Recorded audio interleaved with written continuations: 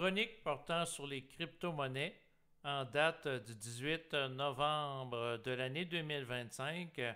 Donc, le but de l'enregistrement d'aujourd'hui, c'est de vous partager où j'en suis rendu dans l'étude des crypto-monnaies que je fais d'une manière active depuis plusieurs mois. Donc, la petite mise en garde que je fais d'entrée de jeu, comme à l'habitude, c'est de mentionner que l'enregistrement présent n'est pas un conseil en investissement. Je ne suis pas conseiller en investissement. Investir, et en particulier dans le domaine des crypto-monnaies, comporte des risques. Et sur cette mise en garde qui est faite, bon, je vais vous partager où est-ce que j'en suis dans mon étude. Bon, premièrement, en date d'aujourd'hui, 18 novembre 2025, on assiste en fait depuis les derniers jours à une baisse importante là, de la valeur du Bitcoin. Donc, on voit que le Bitcoin est vraiment en chute importante. Là. Le plus haut, c'était le 27 octobre à 114. Ensuite, il y avait un sommet dans le coin du 6 octobre. Là, ça avait repris un peu, là, ça a rebaissé. Ce qui se passe présentement, c'est que les hauts sont de plus en plus bas et les bas de plus en plus bas. Donc, ce que ça veut dire, c'est que les résistances sont de plus en plus basses puis les supports de plus en plus bas en analyse technique. Ce que ça veut dire, c'est que le marché, en tout cas depuis les derniers jours, est baissier. Là. Donc, on constate que depuis le 6 octobre, il y a eu des baisses, ça remonte un petit peu, ça rebaisse, ça rebaisse. Donc, j'ai l'impression qu'on se dirige en marché baissier. J'en fais pas une conclusion définitive ici.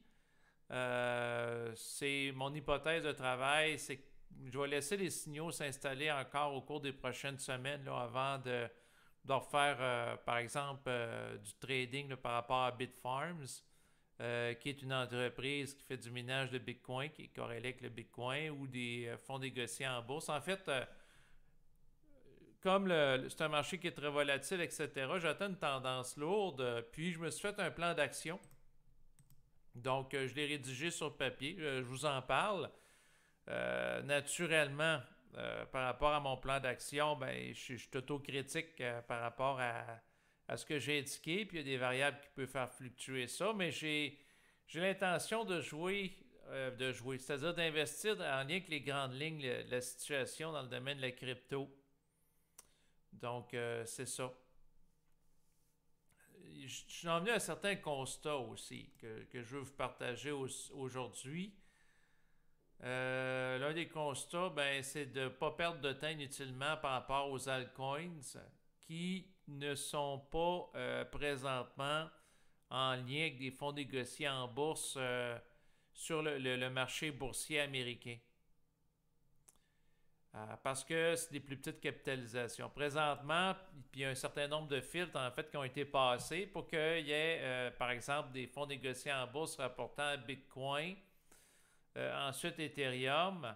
C'est que la Security Exchange Commission aux États-Unis, donc les législateurs ont évalué que c'était autorisé qu'il y ait ça à la bourse. Donc, tandis qu'il y a d'autres cryptos, c'est des shitcoins. Là, ça ne repose pas sur des projets sérieux. Je pars du principe que si par rapport à une crypto-monnaie, il y a des fonds négociés en bourse qui par la suite apparaissent, que les gens, les particuliers peuvent utiliser sur la bourse, c'est qu'il y a un certain filtre en termes de respect de certaines normes là, en matière de sécurité par rapport à la crypto-monnaie. Parce que les crypto-monnaies en tant que telles, là, il y en a au-dessus d'1 million. Il y en a vraiment beaucoup. Et pourquoi ne pas perdre de temps avec les altcoins? Donc, les cryptos alternatives à Bitcoin qui est capitalisé à plusieurs milliards de dollars. C'est que présentement, en fait, ce que j'ai constaté, c'est que le plus haut sommet par rapport à la valeur du Bitcoin, donc 125 000 US, a été atteint le 7 octobre 2025 et un mois après, d'ailleurs, on dépasse ça, on est 18 novembre 2025. Ben, il n'y a pas de saison altcoins qui se dessine là, présentement. Là. Les crypto-monnaies alternatives, que ce soit Solana dans lequel j'ai investi, XRP. XRP, il y a eu un petit relent récemment. faut quand même le dire. Bon, par rapport à XRP, c'est un cas particulier parce que, dans le fond, il y a une modification, supposément, qui rentre en vigueur le 22 novembre en lien avec les échanges bancaires internationaux par rapport au protocole SWIFT, qui va être en lien avec une plus grande numérisation des données. Puis le XRP étant compatible avec ça, mais on va voir si ça va relancer ou pas le projet, puis s'il va se mettre à hausser d'une manière parabolique. C'est un dossier à suivre. Bon, c'est ça. Solana, c'est tranquille. Ethereum, c'est tranquille aussi.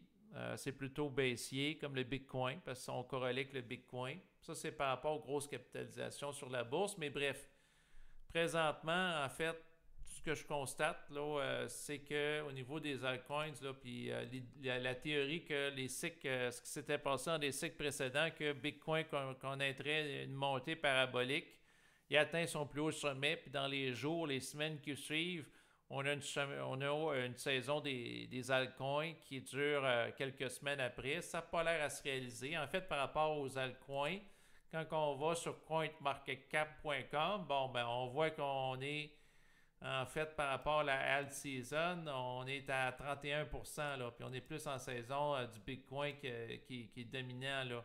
Bitcoin dominance. Ouais, c'est ça. Donc, à ce moment-là, ce que ça nous indique, vous voyez, la Bitcoin, l'Ethereum, la dominance de Ethereum, qui est une monnaie alternative qui a de grosses capitalisations, 11,8%, puis les autres 30%, ben, c'est encore le Bitcoin qui est plus présent, sauf que le Bitcoin il est baissier. Donc, puis le marché est vraiment dans la peur, là, peur extrême, là, comme vous voyez, il est à 11%. Fait que c'est vraiment pas le bon moment là, pour liquider là, des altcoins ou même le Bitcoin. Là. Les gens ont peur sur les marchés, selon ces indicateurs-là, ne sont pas intéressés à ça non plus. Donc, les choses ne se passent pas présentement comme prévu. Beaucoup de YouTubeurs, lanceurs d'alerte, faisaient un suivi du cycle présent en émettant des hypothèses en lien avec des cycles précédents où après la montée de Bitcoin, il y allait avoir une saison des altcoins où il y allait avoir des montées paraboliques de plusieurs crypto-monnaies simultanément. Ça ne se produit pas maintenant. Peut-être qu'un jour, ils vont monter davantage. J'ai tendance à penser que oui, étant donné qu'on est dans une ère de les échanges de plus en plus numérisés, informatisation de l'humanité, etc., donc, je demeure quand même investi par rapport à XRP, Solana, Ethereum. Bitcoin, j'ai liquidé ma position. Peut-être que je pourrais, dans le fond, éventuellement reprendre, mais j'ai liquidé au bon moment par rapport à quand il était monté à peu près 125 000 US. Vraiment, au début du mois d'octobre, j'ai tout noté ça, la date. Puis là, après ça, il n'a pas dépassé ce sommet-là. Fait que si je prendrais l'argent quand il valait, que j'ai liquidé alors que j'ai pris des fonds négociés en bourse en lien avec le Bitcoin alors qu'il valait 125 000 US, puis là, j'en rachèterais alors qu'il vaut 92 000, ça serait l'occasion de faire du profit. Mais là, j'ai utilisé l'argent pour d'autres choses. En passant, je n'ai pas acheté pour 125 000 US le Bitcoin. Là, c'est des fonds qui sont en lien avec ça. Donc, c'est ça.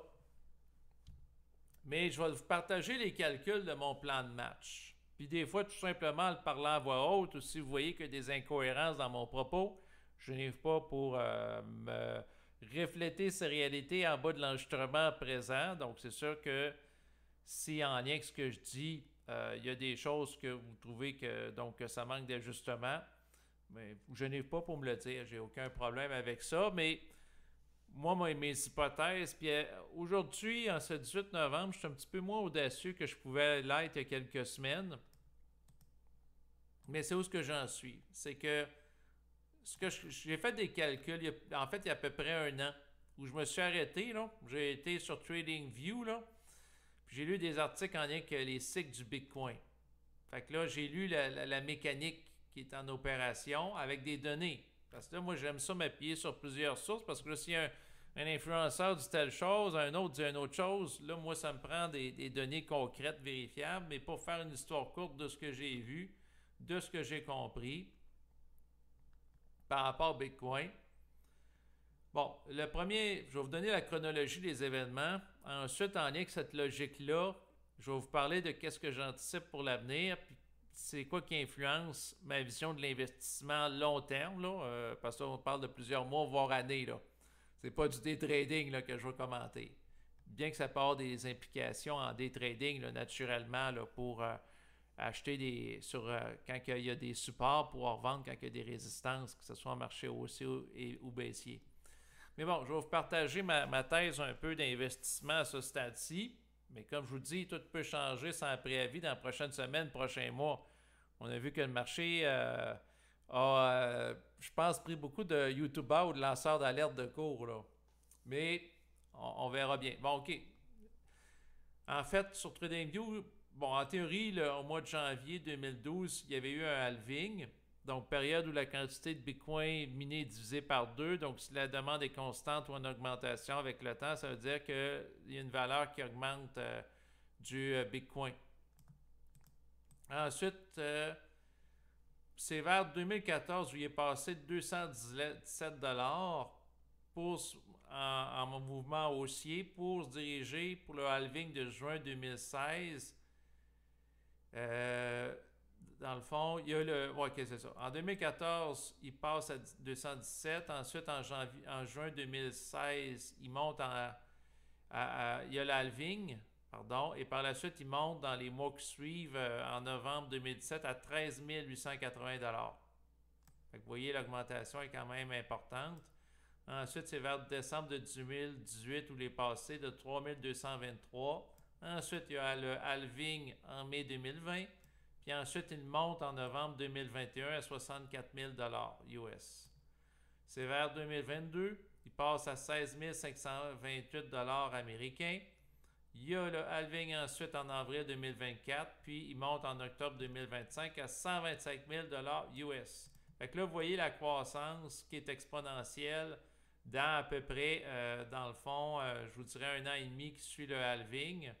Ensuite, il y a une année baissière, puis ensuite, ça repart. Fait que si on suit cette séquence, cette logique dans les grandes lignes, pas dans les micros de taille, parce que dans les faits, d'aller chercher vraiment le plus bas historique ou le plus haut, c'est quasiment impossible, là. Donc, c'est vers novembre 2026 où, dans le fond, il est passé à point d'interrogation, qui va être sans doute dans le fond, son plus bas. Puis ensuite, il va se remettre à augmenter en prévision de l'halving d'avril 2028. Puis ensuite, il va monter jusqu'en novembre 2029 à peu près, novembre 2029, dans ce coin-là. Fait que là, ici, on ne sait pas quel montant ça va atteindre. Fait que ça va être un dossier à suivre. Ça, je me suis inspiré de TradingView, puis j'avais vérifié aussi sur Google les données qui étaient affichées. Puis il y a d'autres articles aussi où on a la compilation de l'augmentation exponentielle là, du Bitcoin. Qui est en termes de valeur, c'est sûr c'est impressionnant. Là, ça passe en 2012 à 12,35, ensuite 650 8 570, 64 000. Puis après ça, ça va sans doute être encore plus élevé d'une manière exponentielle. Donc, c'est de bien comprendre ça au niveau de l'investissement en crypto, de la dimension des cycles, pour en tirer profit. Fait qu'en lien avec ma compréhension, c'est que si présentement mon hypothèse de travail, c'est que la tendance baissière se confirme pour Bitcoin, je me donne encore plusieurs semaines, là, on est au milieu du mois de novembre, je me donne à peu près encore 1 mois et demi pour trancher. Fait que vous voyez que je me casse pas trop la tête. Fait que sinon, de janvier à novembre 2026, si la tendance baissière se confirme, ben, j'ai l'intention de shorter Bitcoin, c'est-à-dire miser contre le Bitcoin. Avec un fonds négocié en bourse avec un effet de levier x-2 avec le titre SBIT-U. Donc, vous pouvez avoir là, sur Internet. Ici, vous avez la fiche là, sur le site ProShares. Donc, j'ai identifié le titre que je veux prendre pour tirer profit d'une manière inversée des baisses. Autrement dit, si une journée, le Bitcoin baisse de 1%, ce titre-là augmente de 2% parce qu'il fait moins 2 fois la baisse. Fait que ça augmente. Fait que c'est ça. Pendant une certaine période de temps, là, Donc, il y a une fenêtre d'opportunité d'utiliser ça, mais c'est pas infini dans le temps. Il faut que la personne elle liquide ça avant novembre ou octobre 2026. Octobre, je dirais, pour être prudent, là. Là, la personne va peut-être elle va aller chercher un certain rendement. Fait que ça, c'est dans l'optique de shorter Bitcoin. Mais après ça, après novembre 2026, peut-être que ça va aller en janvier 2027, prendre le titre à effet de levier pour me donner une lecture claire de la tendance. Ensuite, ce que je vois, c'est prendre le titre à effet de levier x2 par rapport au Bitcoin, BITX-U, de novembre 2026 à octobre 2029. Fait que là, la période de temps, vous voyez, est plus longue. L'autre, c'est un peu moins d'un an. Ici, c'est un peu plus long. Pourquoi? Ben, parce qu'on va être en cycle haussier. En cycle haussier, ben, c'est ce que j'ai l'intention de prendre des titres liés au Bitcoin comme MSTE-C que j'avais pris dans le titre présent. Là. En fait, j'ai utilisé des fonds négociés en bourse avec option d'achat comme MSTI-U, produit Yield Max au printemps dernier, que dans les bons mois, là, ça me donnait 10% de rendement. Par contre, ce qu'il faut comprendre, c'est que par rapport à Yield Max, sur 100% de l'argent investi dans le fonds, il y a des options d'achat qui sont écrites. À différence d'autres fonds comme MSTE, de la gamme de produits Harvest, que c'est pas plus que 50% du fonds. Ce qui fait que 50% qui continue à croître, dans le cas du produit Harvest MSTE-C, avec un effet de levier de 0,25%. Puis le reste, ça sert à écrire les options d'achat. Tandis que l'autre, c'est 100% option d'achat, ce qui fait que la valeur du fonds, de l'actif, a tendance à baisser avec le temps. Même chose pour le produit vedette Tesla, TSLY-U, pour le retrouver sur une plateforme d'investissement en ligne qui a donné quand même des bons rendements, mais c'est parce que le capital a tendance à diminuer parce que si tout l'argent est utilisé pour écrire des options d'achat, ben, il reste moins de disponibilité à la croissance en suivant la valorisation de l'action. C'est ça le problème, là. Mais bref, pourquoi que je vous parle des MSTE? Parce que j'ai l'intention de en reprendre, mais au bon moment. Il faut être intelligent. Si vous allez sur YouTube, vous pouvez aller voir les vidéos de Gary Gill. Lui, ce qu'il a fait, c'est qu'il a misé massivement sur MSTE, des produits Harvest. Bon, il y a 4 jours, il était en perte de 97 000 $. Là, il a perdu son 100 000. En fait, qu'est-ce qui s'est passé avec MSTE? Ben, c'est que c'est, dans le fond, par rapport à l'entreprise Stratégie, autrefois MicroStratégie, qui, dans le fond, va acheter massivement du Bitcoin. Donc, c'est sûr que si l'entreprise vise à être une réserve de Bitcoin, donc c'est problématique si la valeur du Bitcoin baisse. Puis là, on voit qu'il a perdu au moins 3 fois sa valeur. MSTE, en date d'aujourd'hui, il était à 6,48, tandis que quand j'en avais acheté au printemps, il était à 18 $. Donc, il a vraiment baissé. J'en ai un encore, là, en tout cas, j'en ai conservé, dans le fond, j'en ai conservé un à titre indicatif pour voir dans le négatif où ce qui est, mais éventuellement, j'ai l'intention de en reprendre, mais au bon moment, quand il va se remettre à monter, pour ne pas me ramasser comme dans la situation de ce gars-là. Mais lui, tu sais, bon, il fait des vidéos pour YouTube, c'est sûr, c'est spectaculaire là, de parler de la baisse majeure qu'il a connue dans MSTE, dans lequel il avait investi. MSTE a été un fonds qui a donné beaucoup de rendement en lien que la vente, dans le fond, d'options d'achat, là, dans le sens que, par exemple, dans les bons temps, là, comme par exemple quand j'avais investi 18 $ au printemps, ça donnait 66 sous par mois par rapport à la part. Là. Par rapport à 18 $, 66 sous, c'est excellent.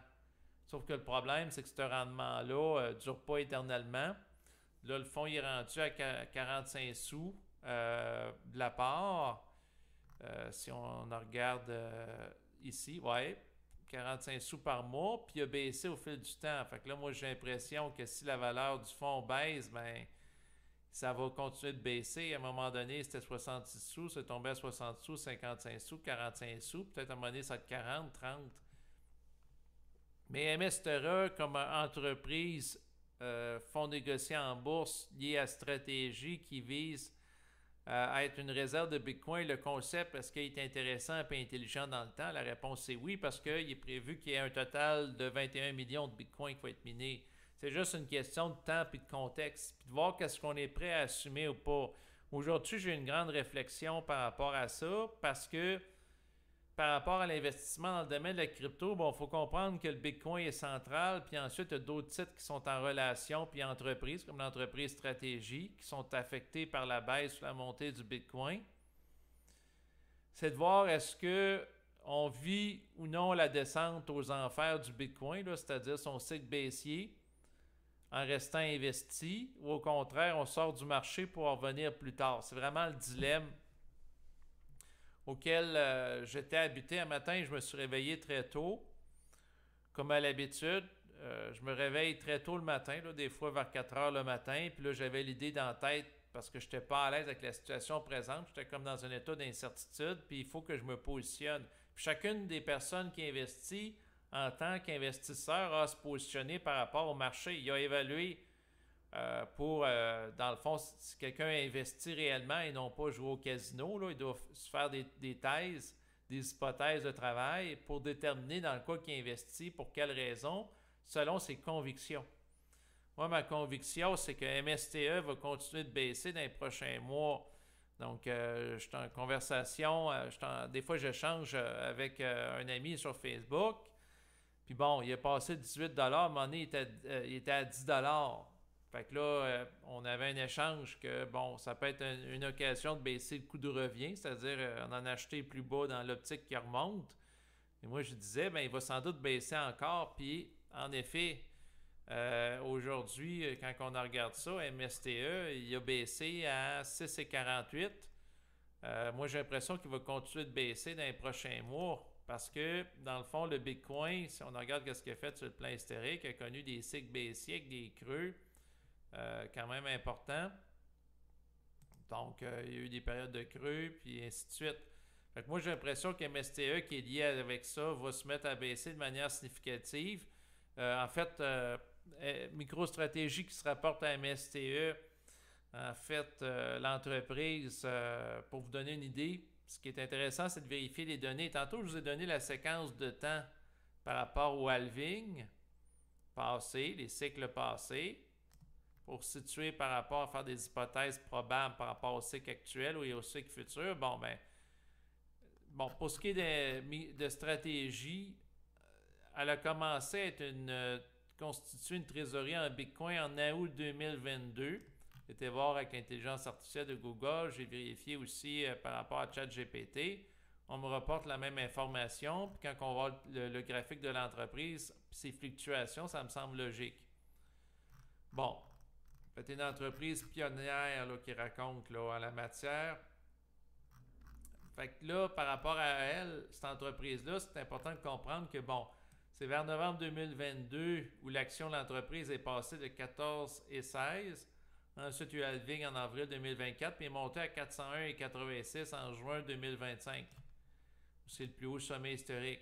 Fait que vous voyez qu'elle a augmenté beaucoup, entre 14 $ et 401. Puis, dans le fond, par la suite, j'ai l'impression qu'elle va baisser. Ensuite, il y a halving d'avril 2028, puis elle va se remettre en montée pour atteindre un nouveau sommet. Peut-être en juin 2029, en fait, parce que là, c'était juin. C'est comme si les investisseurs anticipaient qu'à partir d'un certain nombre de mois, ça allait baisser, puis ils vendaient à l'avance. C'est drôle parce que c'est la même par rapport à Coinbase, qui est une entreprise d'entreposage et de transactions en matière de crypto-monnaies sécurisées sur le web. Ben, c'était au mois de juillet. Un peu comme dans le coin du 30 juin 2025 où il y a eu le plus haut sommet à 419 $ alors qu'elle valait l'action 45,26. Donc, en novembre 2022, puis là, c'est monté en 2025 à ça. Donc, vous voyez, c'est très volatile puis haussier. Fait que lui, le scénario possible, c'est que l'action va se mettre à baisser. Puis le corollaire en fonds négociés en bourse avec option d'achat, CONY, C-O-N-Y, -U, Ça, c'est dans la gamme de produits Yield Max, mais vous avez l'équivalent là, en dollars canadiens par rapport à la firme Harvest. Dans le même style. Bon, ben, qu'est-ce qui va arriver? C'est qu'il va probablement suivre le même pattern. Donc, en lien avec Bitcoin, ça a des incidences, sa fluctuation, ses hausses autant que ses baisses sur d'autres entreprises. Dans le domaine de la crypto-monnaie, c'est important de le comprendre. MSTE, ben, c'est sûr que quand je regarde Gary Gilles, j'ai l'impression que c'est un petit peu voulu de sa part. Là. Il fait une vidéo où il présente ses pertes spectaculaires. Tu sais, c'est bon pour avoir l'attention des gens sur le web. Mais le point de ce que j'ai compris quand même de son propos, c'est qu'il était prêt à assumer la perte, ce qui est essentiel là, par rapport à ça. Mais c'est sûr que quelqu'un qui met des gros montants d'argent comme Adrian de Passive Income Investing, il faut avoir les reins solides parce que là, ce qu'il faut comprendre, c'est que MSTE, tu as un effet de levier de 0,25%. Fait que si à chaque fois qu'il y a une baisse de 1%, la personne subit d'une baisse de 1,25%, ce qui est encore plus important, ben en cycle baissier, la personne la valeur du fonds se fait manger le capital pas à peu près. Là. D'autant plus que ça m'a fait... parce que faut que vous compreniez qu'au niveau de l'investissement, il y a toutes des implications entre différentes entreprises. Il y a Bitcoin, il y a des entreprises comme Stratégie, donc trésorerie de Bitcoin. Il y a Coinbase, site d'entreposage de crypto-monnaies. Puis tu en as d'autres aussi qui sont toutes interreliées avec ça. Là. Bitcoin, je le vois comme étant le soleil d'un système solaire, puis alentour de ça, il y a un paquet de planètes qui gravitent, c'est-à-dire d'autres titres, d'autres entreprises, d'autres crypto-monnaies, puis là, ils sont affectés par le rayonnement ou pas du soleil. C'est aussi simple que ça. Fait que là, ma thèse d'investissement, ben, il va y avoir une période pour shorter Bitcoin. Ensuite, il va y avoir une période de reprendre du MSTE, mais après novembre 2026. Il va falloir que je sois patient. Puis aussi, je vais attendre cette période-là, à moins qu'il y ait un changement par rapport au fond de Biggie-C. Pourquoi? Ben, parce qu'il y a un effet de levier de 33% au lieu de 0,25. Fait que là, c'est encore plus important, les hausses ou les baisses. C'est excitant comme fond, honnêtement, j'en avais pris. Mais ce 18 novembre 2025, j'ai décidé de me sortir du fonds à perte entre le montant que j'ai acheté les actions du fonds versus ce qu'elles valent aujourd'hui. Je suis en perte d'à peu près 10%, mais j'évalue que ça risque d'être encore pire dans les prochains mois pour certaines raisons. Donc, c'est en allant voir la composition du fonds qu'on peut porter un regard critique parce que le fonds de Biggie-C, donc qui est transigé là, en dollars canadiens, en ce qui concerne la bourse, bon, ben, il y a 10 entreprises dedans. Sauf que le problème, c'est qu'il y a Stratégie à 6,7%, puis Coinbase à 8,48%. Si on met les deux ensemble, ça fait un total de 15,18% d'entreprises liées fortement à la crypto qui vont subir des baisses dans les prochains mois, selon mes hypothèses, jusqu'à probablement novembre 2026, avec un effet de levier de 0,33%. Ce qui veut dire que ça va nuire au rendement de l'entreprise. Puis si ça baisse trop la valeur du fonds, ben les revenus passifs qui sont donnés 2 fois par mois, peut-être qu'ils devront être usés à la baisse, un peu comme MSTE-C. Là.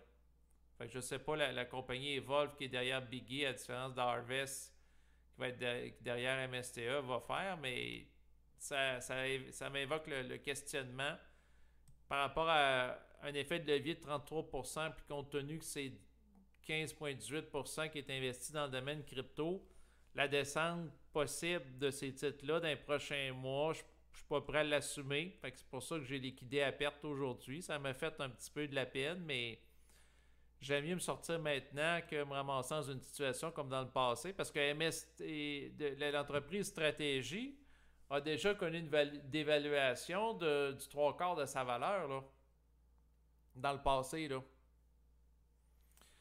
Fait que j'ai l'impression que c'est pas fini la dévaluation potentielle.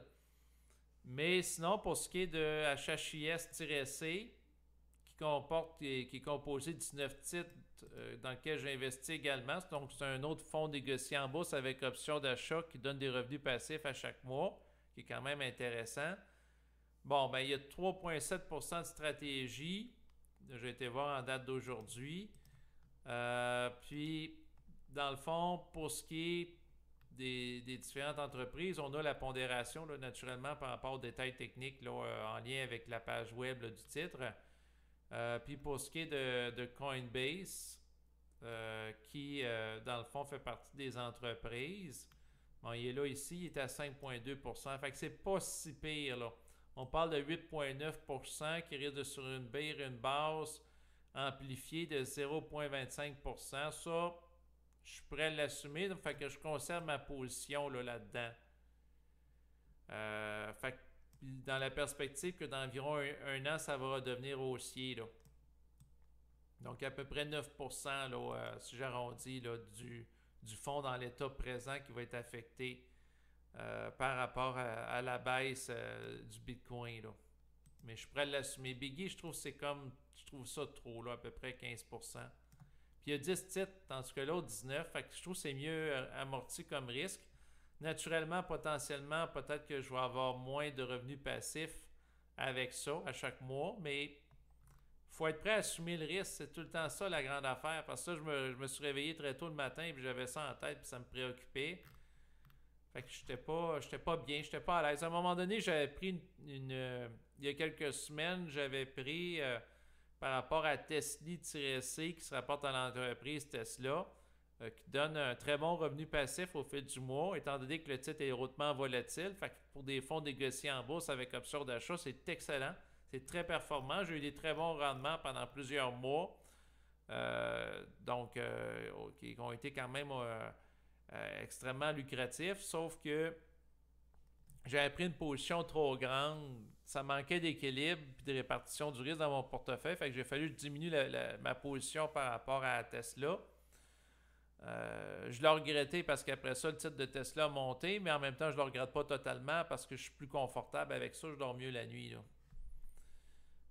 Fait que c'est tout le temps la question de voir qu'est-ce qu'on est prêt à assumer ou pas. Présentement, la descente aux enfers du Bitcoin qui se prépare, j'ai l'impression, pour les prochains mois, ben, il y a des erreurs que j'ai faites. J'ai fait des bons coups, des erreurs. Puis quand on fait de l'analyse en tant que sa gestion active d'investissement, c'est être capable de les voir, de les reconnaître pour être capable de s'ajuster.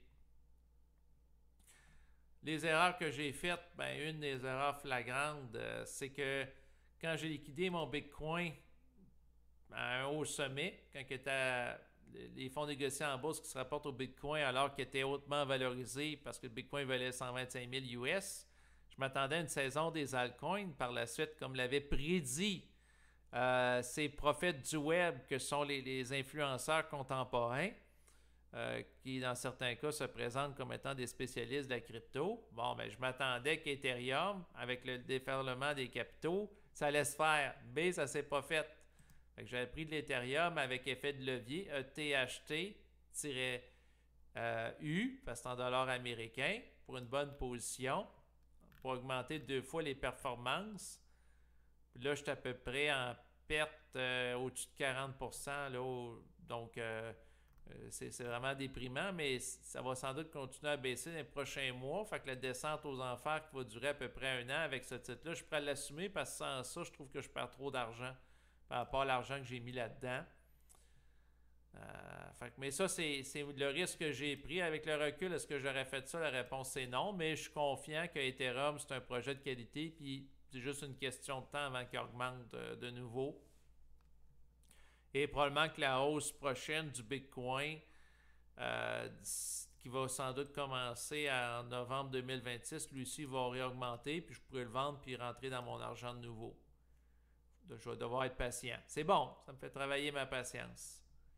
Mais c'est ça, c'est tout le temps de voir qu'est-ce qu'on est prêt à assumer ou pas en termes de risque, puis d'être capable de comprendre dans quoi on s'embarque.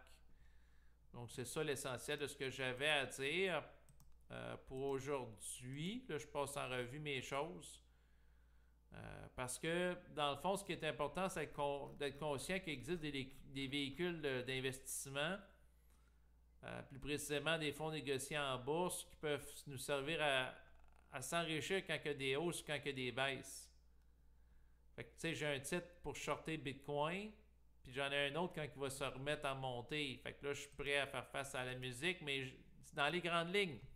plus qu'on tombe dans du détail ou du daily, du journalier, plus qu'il y a des risques d'erreur de se produire ou des problèmes de lecture de tendance.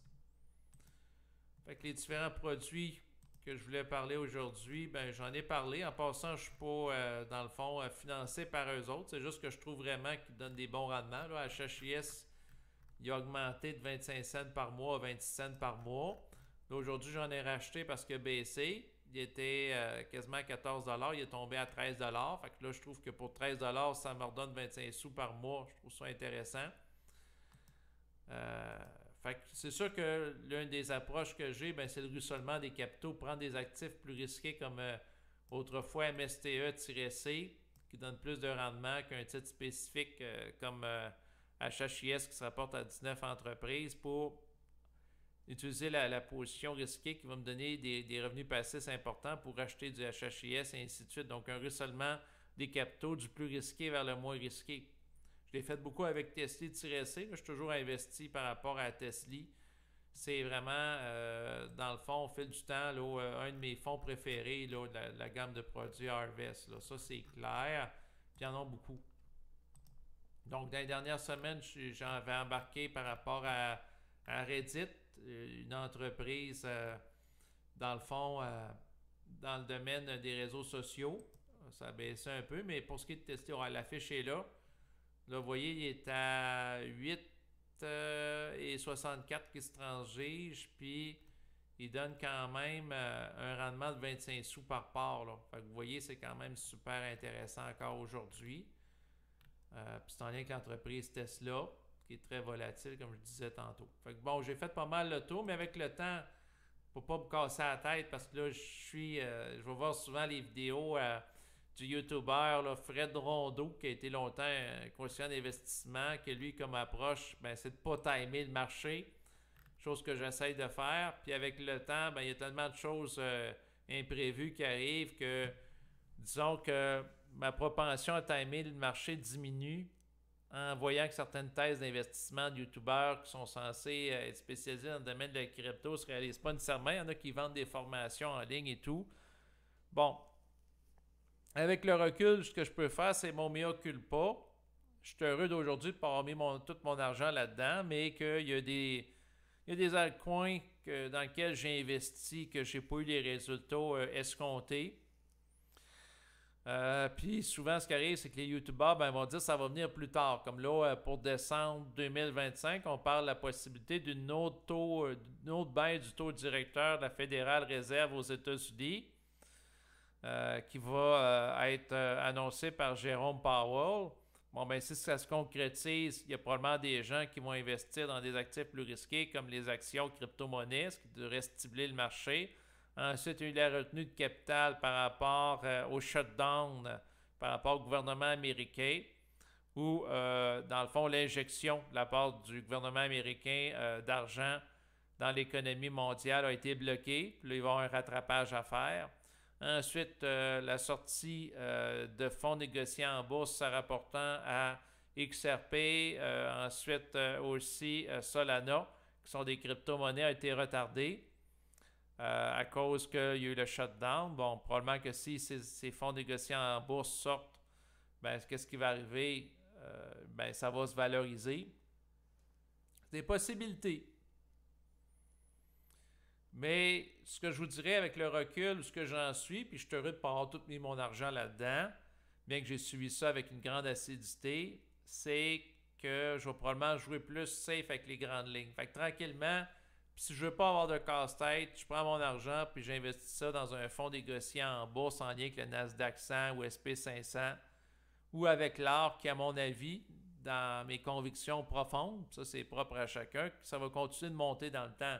Le jour où, par exemple, le Nasdaq 100 arrête de monter dans le temps, ou le SP500, ou les deux combinés, ça représente des problèmes économiques mondiaux très importants parce que l'économie américaine a une influence sur le commerce international puis l'ensemble des pays. Là. Si ça arrête de monter définitivement, là, on est en situation d'apocalypse économique. Dans le sens que ça va être une crise économique très importante. J'exclus pas cette possibilité-là, Mais en investissant sur l'or, probablement que l'or va se mettre à monter. Si ça arrive. Mais je ne souhaite pas que ça arrive. Bon, j'ai pas mal tout dit ce que j'avais à dire. Fait que c'était pour vous partager un petit peu les constats où ce que j'en suis présentement. Donc, c'est tout simplement ça. Fait qu'écoutez, c'est pas évident dans le domaine de la crypto. Le bilan que je fais, c'est que j'ai réussi à tirer profit du cycle présent en vendant au bon moment la position que j'avais qui était quand même importante en lien avec le Bitcoin par rapport à des fonds négociés en bourse. Ma faille aurait été celle de l'avidité. J'ai pris par rapport à de l'Ethereum et l'effet de levier x2 dans l'espoir que ça monte pour aller chercher un meilleur rendement. Mais j'avais vendu quand même de l'Ethereum avec 55% de profit, là, quand même. C'est pas rien. Mais pour ce qui est des autres crypto-monnaies, là, à l'heure actuelle, là, ce que j'avais pris depuis plusieurs semaines, Solana, XRP, c'est vraiment, dans le fond, comment dire, dans la baisse. Là. Je suis vraiment perdant. Là. Mais on va voir. Qu'est-ce qu'elle deviendra? Ça, c'est mon bilan pour l'instant. On verra dans quelques mois ou dans quelques années. Donc, dossier à suivre. Et comme à l'habitude, bien, je vous remercie de votre écoute et que je vous rappelle que l'enregistrement présent n'est pas un conseil en investissement. Je ne suis pas conseiller financier. Et que le but des enregistrements est tout simplement de vous partager ce que j'en suis par rapport à l'étude. Si vous avez des commentaires en lien avec l'enregistrement, ben, vous pouvez les faire en bas de celui-ci, dans un esprit de partage constructif. Et sinon, en fait, ce que je vous dis, c'est que tout simplement de parler de ces sujets-là à voix haute, l'investissement, les différents fonds négociés en bourse, les revenus passifs qu'on peut en tirer avec par exemple, des fonds négociés en bourse avec option d'achat comme MSTE. C'est dans l'optique d'être capable de lire des tendances du marché pour s'enrichir. C'est tout simplement ça, là, mon objectif. Bon, là, c'est vrai. Je vous quitte et je vous dis à bientôt. Au revoir.